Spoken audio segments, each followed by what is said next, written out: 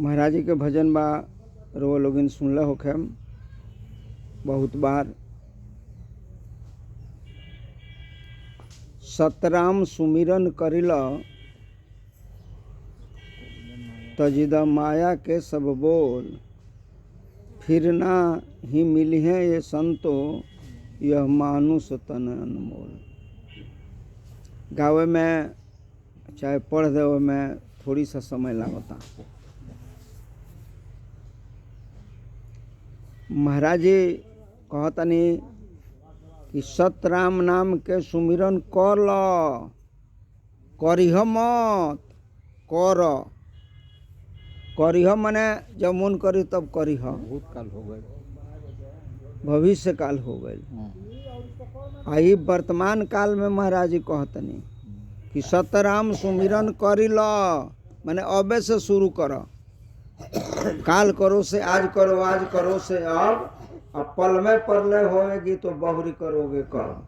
ऐसा अभी से शुरू कर। काहे कि ये जिंदगी के कोनो भरोसा नहीं है। ये सांस चल रहा है, कब रुक जाएगा इसका कोई हिसाब किताब नहीं है। ना जाने इस सांस में आवन हो कि न हो। सांस खींचे हैं, ये प्राण वायु है, और ऊपर से जब छोड़ते हैं अपान वायु है, फिर प्राण वायु लेंगे कि नहीं लेंगे इसका कोई गारंटी नहीं है ना। ऐसे महाराज जी कहते नहीं कि सतराम सुमिरन करिला, अबे से कर तत्काल, देन एंड देयर, तुरंत। एकरा साथ है एगो और ही काम छोड़े के महाराज जी कहतनी, वो छोड़ देवे के चाहिए। हकीकत बात बा, रोगो समझ में आ जाएगी कि तजिदा माया के सब बोल। और ही कोनो काम महाराज जी तजे के नहीं कहत। घर दुआर, खेती बाड़ी, नौकरी चाकरी, परिवार, ये सब तजे के महाराज जी नहीं कहत। तजे के कौन सी कहतनी? माया के बोल। मायावी बोली मत बोली ना। मायावी बोली, माया के बोल का है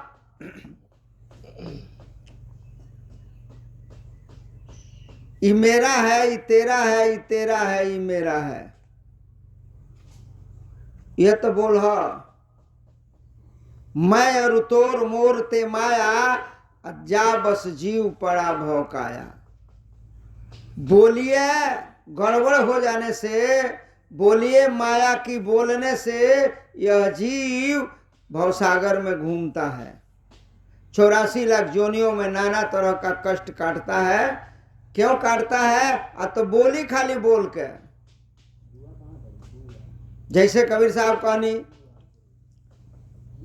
दुख नहीं संसार में, नहीं शोक नहीं रोग, और सुख ही में दुख ला दिया बोली बोल के लोग। दुख कैसे होता? बोलिए सुनो का हाल बा, बड़ा गजन बा, दुख हो गए है जी। कोनो चीज रहो सुने में आयल, रहो रिश्तेदार खबर आयल कि बीमार बड़े रहो, दुख हो गए। नहीं सुने नहीं रहो कौन सी बोली। सारा दुख के जर बोलिए बा। अब बोली प्रधान बा। महाराज जी बोली पर बहुत बात लिखले बने हो, में से एगो बात, अमृत विष सम मद है बोली जानत नहीं गंवारा, अमरत जियत बौरात जगत में संतन कियो बिचारा, बोली तौल तौल के गाई, बोलो सोच समझ कर भाई। बोली अमृत है। आपसे कोई पूछता है क्या हाल है? सतगुरु कृपा, राम जी की कृपा है। जैसा महाराज जी रखे वैसे ठीक है। ये भाव जब आ जाओ बात से और अंदर भाव से, तो जिंदगी में कबो कष्ट ना होई, कबो दुख ना होई कि महाराज जी के कृपा से बा। उदाहरण मान ली केहू के बुखार भइल बा, पूछल गई का हाल बा, तो महाराज जी के कृपा बा। एकर मतलब बा बुखार भइल बा तब वो रेस्ट मनावता, वही में भगवान के भजन करता। काहे कि दिन भर जे काम करी ओकरा से भजन होई ना। आ दिन भर बिछौना पर सुतल बा तो भजन हो जाइनु। ओकरा अगर थोड़को ज्ञान होखे, सत्संग के प्रभाव वो व्यक्ति पर होखे, तो सुतले सुतले दिन भर रात भर भजन करी नु, तो भजने न सुख ह। तो ओकरा सुख बा, सदगुरु कृपा से ठीक बा, गुरु कृपा से ठीक बा, राम जी के कृपा से ठीक बा। महाराज जी अक्सर कहत रनिहा कि घरियार की मर्जी है तो सब छोड़ के बैठे, गुद्दर भी ओढ़ाए तो ओढ़ के बैठे। अगर प्रभु की यही कृपा है कि सब छूट जाए तो कोई बात नहीं है। प्रभु का कृपा है कि सारा संसार का वैभव छूट जाए, गुद्दर ओढ़ कर रहना पड़े, ये भी ठीक है। ये मालिक की मर्जी है ना, जैसी उनकी मर्जी है वैसा सब ठीक है। तो दुख, महाराज जी एक जगह लिखले बनी रहनी भजन में कि दुख सुख सहन करेंगे, दुख को भी सहेंगे और सुख को भी सहेंगे। दुख को सह जाना आसान है, बाकी सुख को सहना बड़ा कठिन है।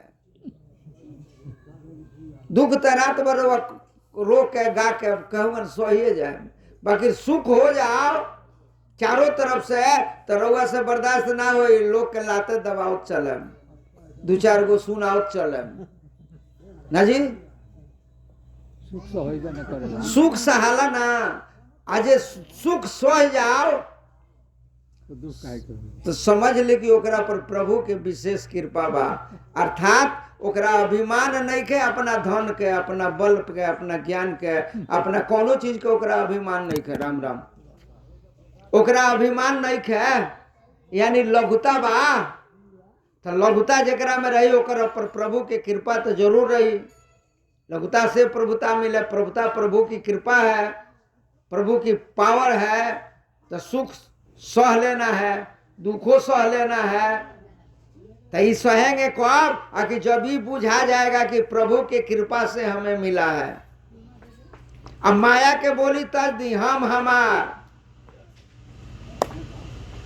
ये हमारा है, ये तुम्हारा है, ये संसार बताइए कि किसी का है। आज तक हम लोगों के बाप दादा परदादा, उनकर दादा, उनकर दादा, उनकर दादा, सब लोग हम करत होई नु। ए बेरा लोग के 2 बीघा जमीन बा, 5 कट्ठा जमीन बा, लेकिन 5 पुस्त पहले 50 बीघा जमीन हुई। आज बांटत बांटत कम हो गई बा। तो जेकरा 50 बीघा रहे वो तो कुछ लेके ना गइल। तो रउआ 2 कट्ठा बात लेके जाए, रउआ ओकरा के आबाद करी। ईश्वर के कृपा से रउआ के मिलल बा। काहे खातिर? जीविका चलावे खातिर। जीविका चली तबे नु जीव रही। जीविका अजीव, जीव से जौना वस्तु से जीव ये शरीर में रहे सुरक्षित, वो जीविका है। जीविका चलाव खातिर, लेकिन ये मत बुझी हमार हो, ये शरीरो राउर ना हो, ये तनजो किराए का घर है, एक न एक दिन बदलना पड़ेगा। जब जब जब तुझको मौत आवाज देगा तो घर से बाहर, तो ये आपका है ये नहीं है ना, ये आपका नहीं है। इसमें रहिए, इससे जो करना हो करिए, लेकिन इसको प्रभु का है तो प्रभु के मान के चलिए। देखिए भक्ति क्या है। बड़े भाग्य मानुष तन पावा, बड़का भाग्य से ही मनुष्य शरीर हमनी के मिलल बा। तो हमनी के हर ना मिलल बा, केहू देले बा, कबहू के करी करुणा नर देही, केहू देले बा। त जे देले बा ओकरा के समर्पण कर दी, रउआ भक्त हो गई। रउआ से हम 100 गो रुपया ली और फिर रउआ के 100 रुपया वापस कर दी, तो रउआ नजर में हम ईमानदार तो हो गई। हालांकि हम अपना लग से कुछ ना दनी, राउरे समनवा रउआ को वापस कर देनी तो ईमानदार हो गनी। तो ईश्वर ही मनुष्य शरीर दिले बड़े, ये शरीर के ईश्वर में लगा दहनी तो रउआ ईमानदार हो गनी ईश्वर के यहाँ। ईश्वर के नजर में रउआ पक्का हो गनी, सही हो गनी एकदम। अब जब मालिके के नजर में सही होके ओकरा के का कहे के बा, चारों तरफ सही रही ना। ऐसे माया के बोली नहीं के बोले के हम हमार तोड़ते माया आ जा बस जीव। ये कहिए सब ईश्वर का है, बाहर से कहिए चाहे मत कहिए, अंदर से कहिए ना, अंदर से तो जरूर कहिए कि घर भगवान के, पत्नी भगवान के, लड़का भगवान के, नाती भगवान के, जमीन भगवान के, गाय भगवान के, सब भगवान के। तो मान ली कि अपने नाती पोता के सेवा करतनी, तो नाती पोता के सेवा मत करी, भगवान के बूझ के सेवा करी ना, तो भगवान के सेवा हो गई। ओकरा के भगवान के बूझ के सेवा करी कि भगवान के दिहल है, भगवान के ह। तो रउआ अपना लड़का से नाता टूट गई, बगैर सेवा तो ओकर होंगन बा। गाय रउआ घरे बिया, भगवान के बूझ ली कि भगवान के गाय ह, तो बढ़िया से ओकरा के नहवाएब, धोआएब, खियाएब, रख रखाव सब बढ़िया से होई। तो दूधो बढ़िया करी, तो दूधवा के कर भगवान के, रउआ के कर है भगवान के, तो खैबो करब तनी ज्यादा। अभी भगवान मना कर दिया के बाबू हमार गाय हो, दूध दूहले बड़ा मत खाइयो। भगवान तो मना किसी को नहीं करेंगे। आप अपने मन से खाली भाव बना लीजिएगा, भाव बना ले। महाराज जी लिखले बनी भावना के फल पावला सुगनवा, भाव बना लीजिए। कबीर साहब कहनी कि तोर मोर की जेवरी अब बट बांधा संसार, ये संसार किसमें बंधा है, तो तेरा है मेरा है तेरा है। तोर मोर की जेवरी, ये तेरा मेरा की रस्सी में सारा संसार बंधा है। जबकि दुनिया के लोग जानते हैं कि पूरे संसार को, हर वस्तु को जो बनाया है वह प्रभु उसी का है। जगदीश माया जानकी जो सिरजत पालत हरत रुख पाए करुणा निधान की, उस करुणा निधान की माया जो है इस सारे संसार की सृष्टि करती है, पालन करती है, संहार करती है, तो सब वो नु करती है। आप अपने ऊपर मत लीजिए कि हम भी कुछ किए हैं, सब काम तो वो करती है। और हम लोग गलती क्या करते हैं कि हम लोग बूझ लेते हैं कि हम किए हैं।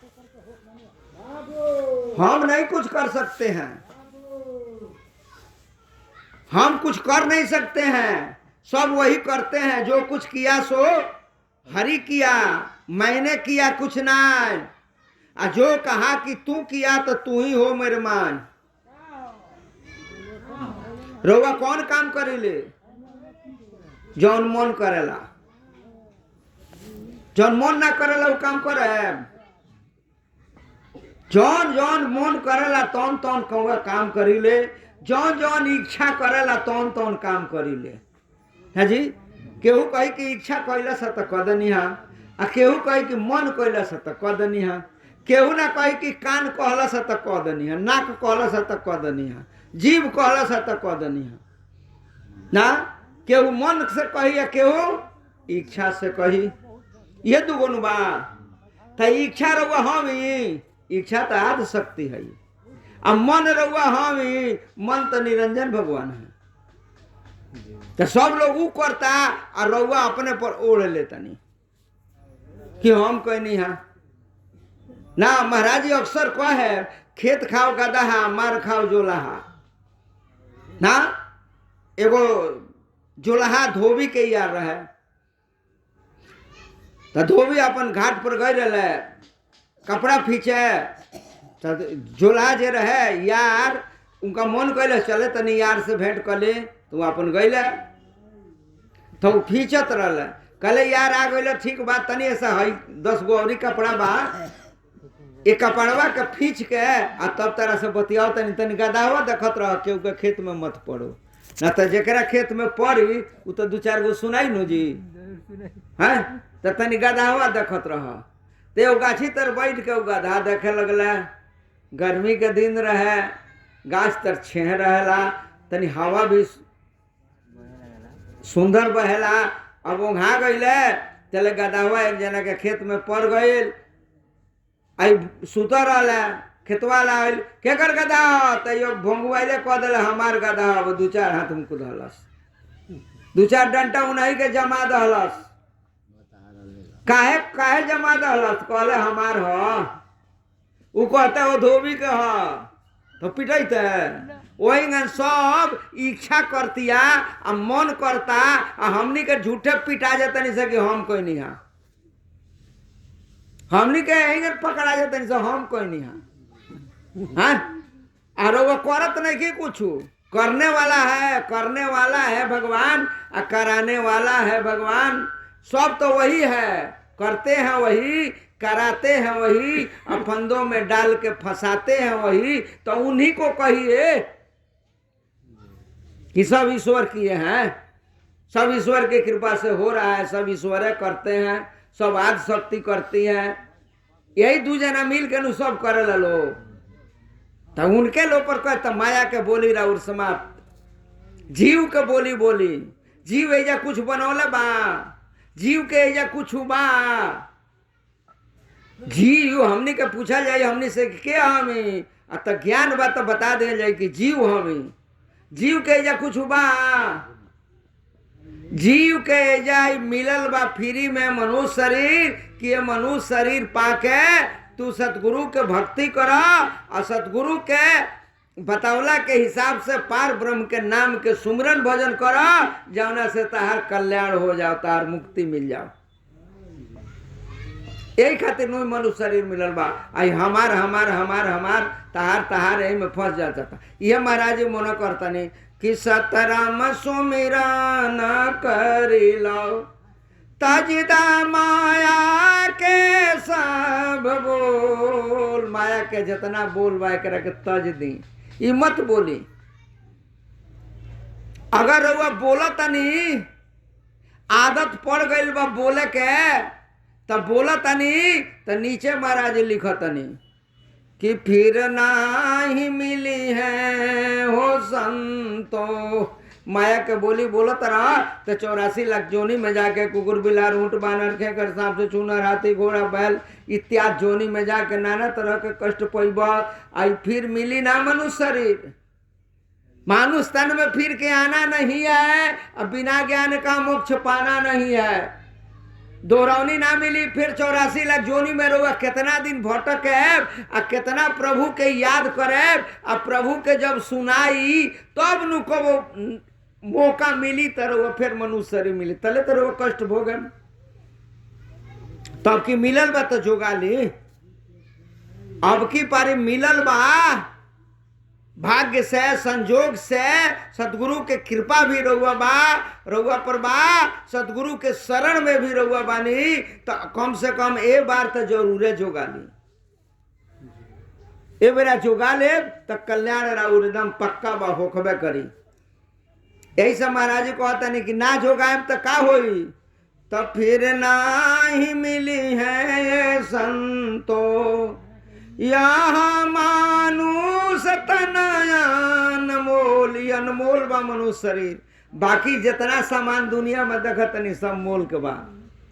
गाय मोल के बा, भैंस मोल के बा, बाघ मोल के बा, हाथी घोड़ा मोल के बा, रूप खेत अनाज पानी खेत बाड़ी जितना रोगा मकान दुकान देखत नहीं सब मोल के बा। लेकिन मनुष्य शरीर के मोल बा क रुपये दाम भइल, तो अनमोल वस्तु के रहुआ मोल वाला मत बनाई। 84 लाख जोनी में जाए तो मोल के हो जाए। गाय नीमन हो जाए 50,000 में बिकाए, भैंस नीमन हो जाए 80,000 में बिकाए, मोल बनू। खराब होके लंगड़ होके तो 20,000 में बिकाए, मोल तो बढ़ बा।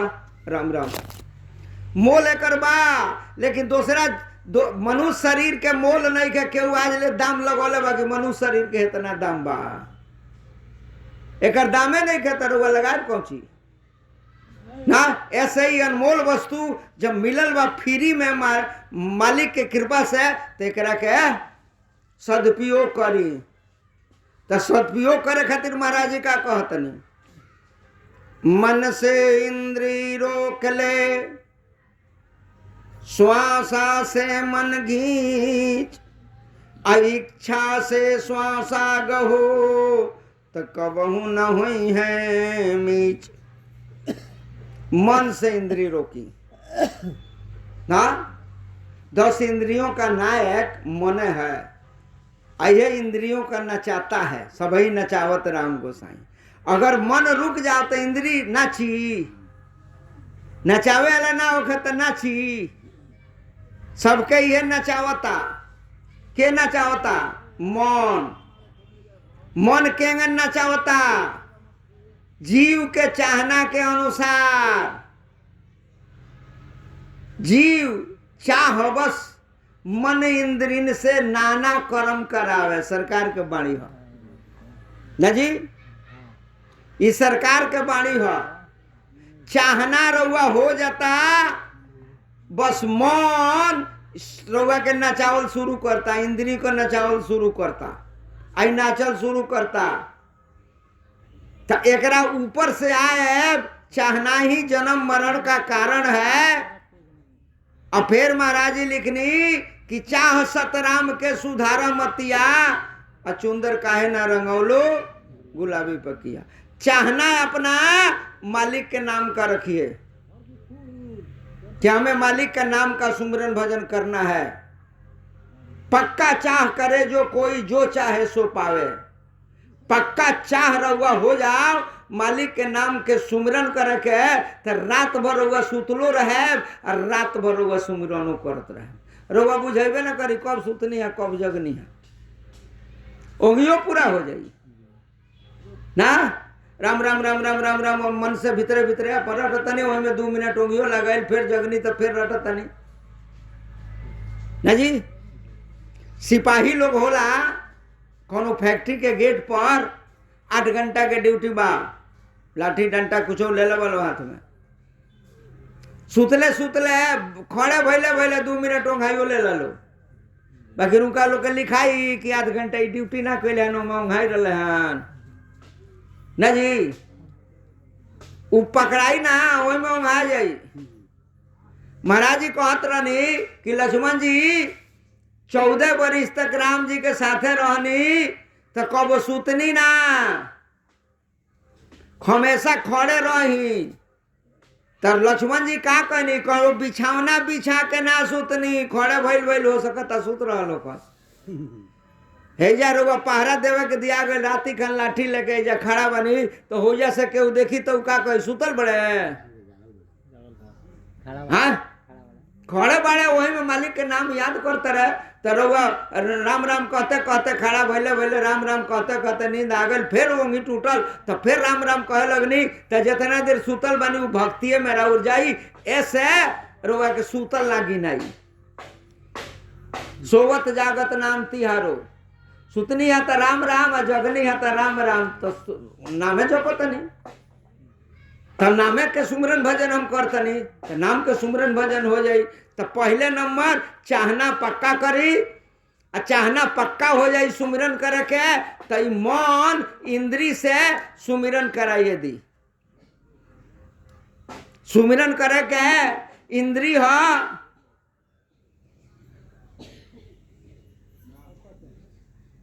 नाक, सांस से। सुमरन करे के इंद्री है आंख, त्राटक। सुमरन करे के इंद्री है कान, श्रवण करी ना, सुनी। 3 गो इंद्री से मन रउआ से भजन सुमरन कराइए दी।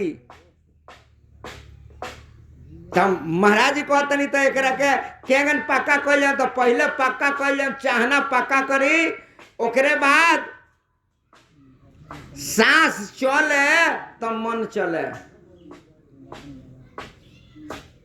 सांस जब चली तो मन चली।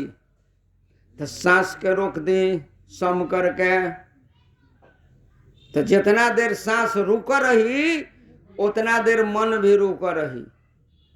तो अभ्यास करके रहुआ एकरा के बढ़ाइयो सकत नहीं। जितने अभ्यास करे ना केहू 20 सेकंड रोकी, अभ्यासी बाऊ से यदि का 30 सेकंड रोकी, ओकरा से अभ्यासी बाऊ 40 सेकंड रोकी, ओकरा से अभ्यासी बाऊ 1 मिनट रोकी, केहू 2 मिनट रोकी, केहू 5 मिनट रोकी। ये अभ्यास पर निर्भर करता।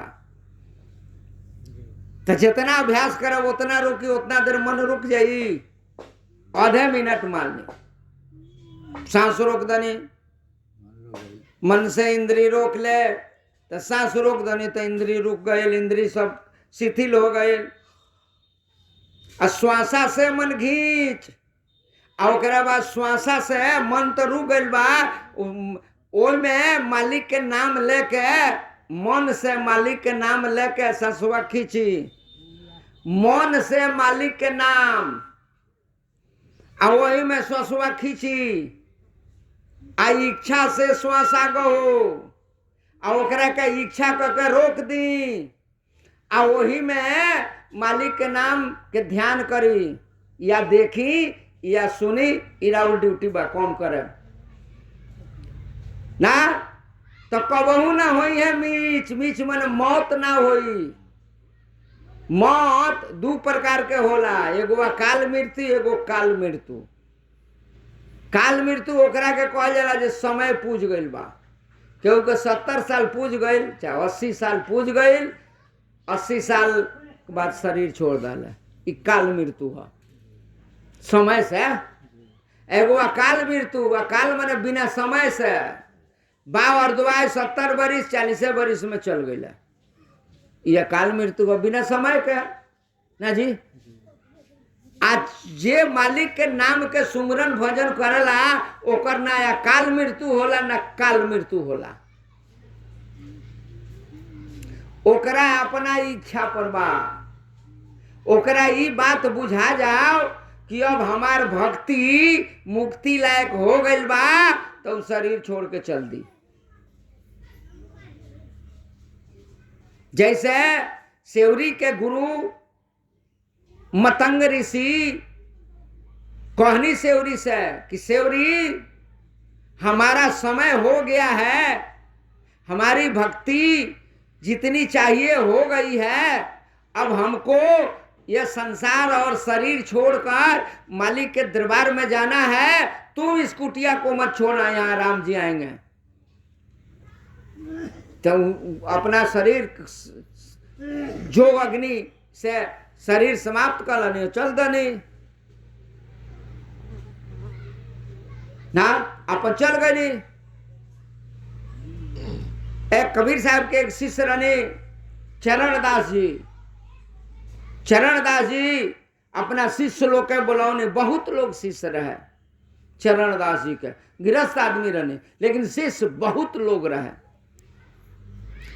सबके बुलाने या कहने कि भाई अब हमारा समय हो गया है, हमारी भक्ति अब मालिक के दरबार में जाने लायक हो गया है, इसलिए हम जाएंगे।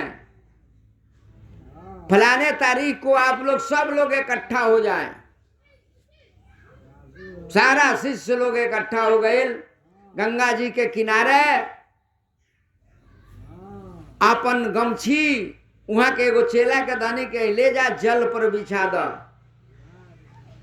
जल पर गमछी बिछा दिहल गए। वहां के जाके गमछी पर बैठ गए ने, और डूबल ना। अरे जे मालिक के दरबार में जाए के सामर्थ रखता, वो कुछ कर सकता का जी, ओकरा कुछ कर सकता। अंगूठी पर बैठनी आ सब शिष्य लोग के हाथ जोड़नी, राम राम कहनी, राम राम कहे के उपदेश दानी, आ कहनी कि अब हम समय हो गया है, चल रहे हैं। धीरे धीरे किनारे से वो गमछी पर बैठे, धीरे धीरे धीरे धीरे बीच में गया, और बीच में जाकर उसमें एक प्रकाश निकला, और प्रकाश धीरे धीरे धीरे धीरे धीरे धीरे धीरे देखते देखते आसमान में जाकर विलीन हो गया। चले गए सतलोक। उनका ये काल मृत्यु नहीं है, आई अकाल मृत्यु नहीं है, इच्छा मृत्यु है ना। संत लोग अपना इच्छा के अनुसार यह संसार छोड़कर चले जाते हैं ना जी। तो अगर वो सुमिरन भजन करे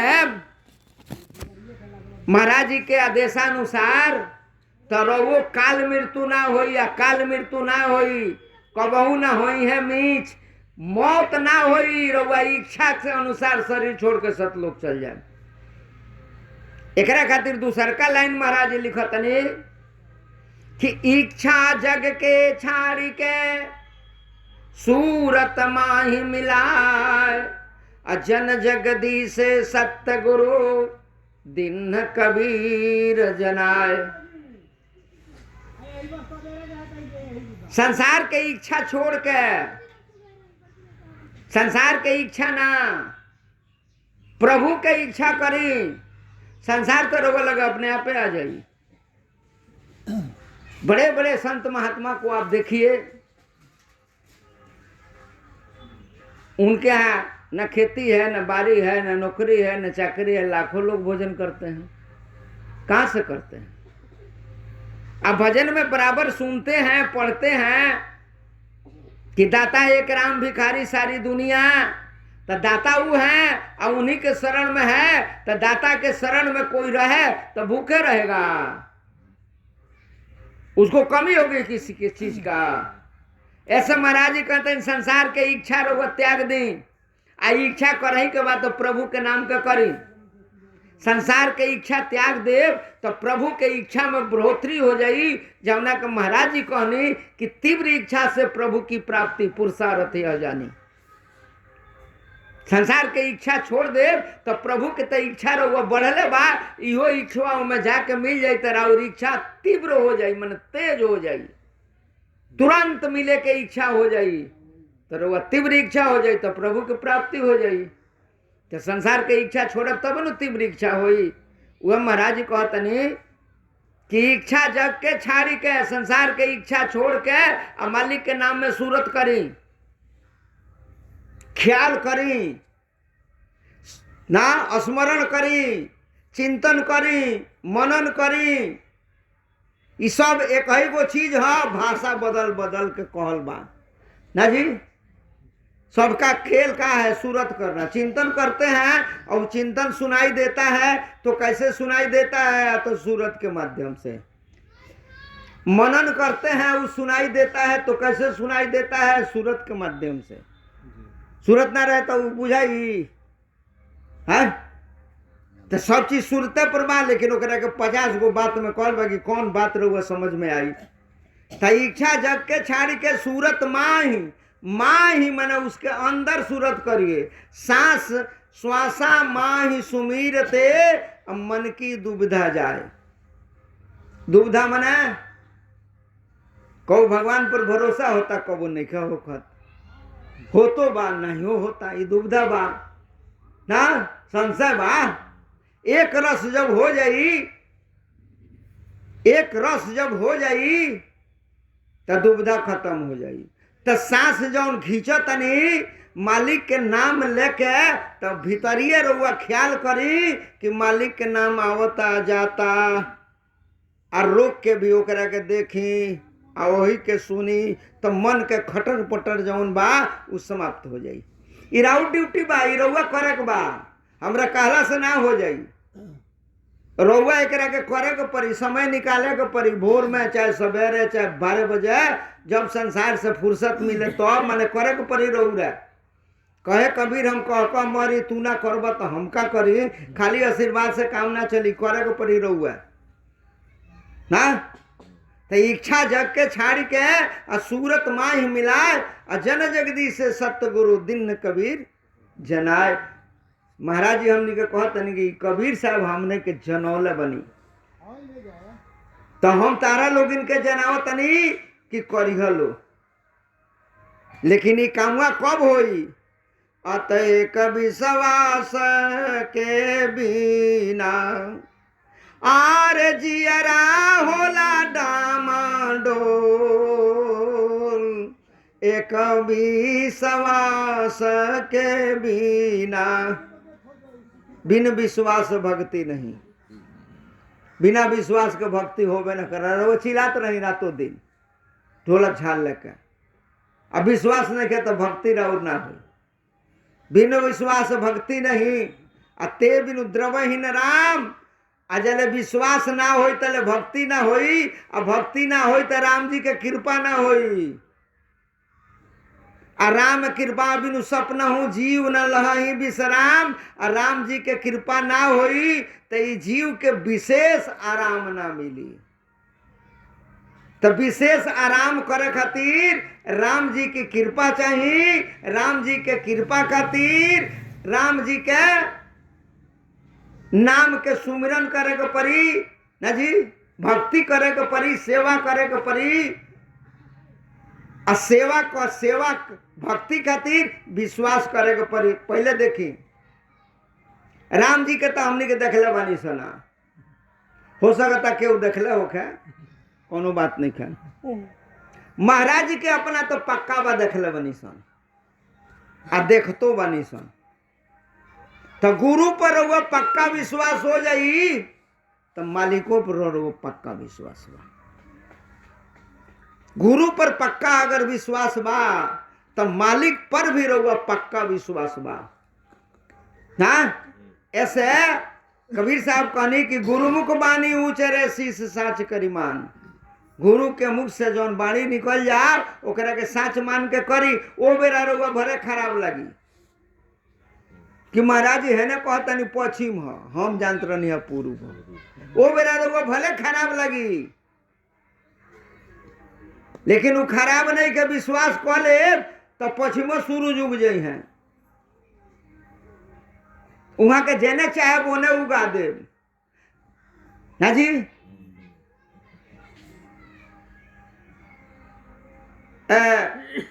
गुरु नानक जी मक्का मदीना में गईनी तो जेने मक्का मदीना के दरवाजा रहे वो नहीं पैर करके सुत गई। एक जना मौलवी साहब वो में के हेड अल कहले कि भाई कहाँ के काफिर हो, तो खुदा के सामने ही पैर पसार के सो गया। वहां कहनी तो खुदा का दरवाजा किधर है? नहीं है, जिधर तुम्हारे खुदा का दरवाजा नहीं है उधर हमारा पैर उठा के कर दो। हमको तो चारों तरफ खुदा के दरवाजा ही दिखाई देता है। तो पैरवा है ना से खींच के है ना कह दिया लो उतर, तो वो नहीं जाकर मंदिर घूम गई, वो नहीं बुझाता है नहीं दरवाजा बा।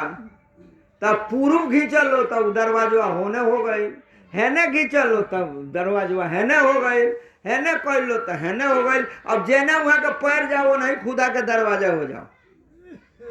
तो विश्वास कर ले तो कुछ बदल सकता नु जी, वो विश्वास पर निर्भर करता। ऐसे विश्वास करे के चाहिए, और ना विश्वास करे तो ओकर लाभ रहुआ मिली। हाँ, ऐसे विश्वास राउर कोई काम बा, अब विश्वास सबके करे के चाहिए।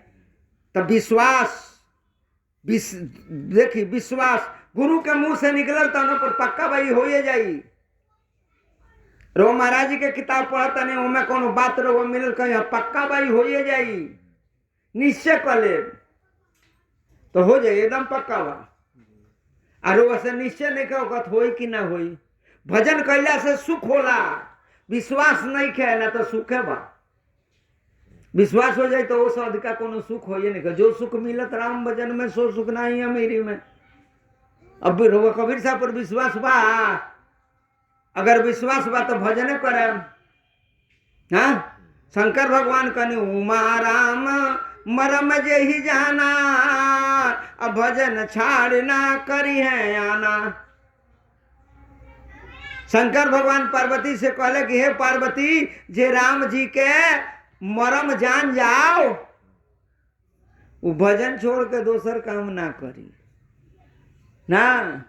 काहे कि राम जी तो हर वक्त हमेशा है, हर जगह है, हर श्वास में है। जब प्रेम तो प्रकट हो में जाना, जो है वो बुला दे वो जब प्रकट हो गई नहीं है जी।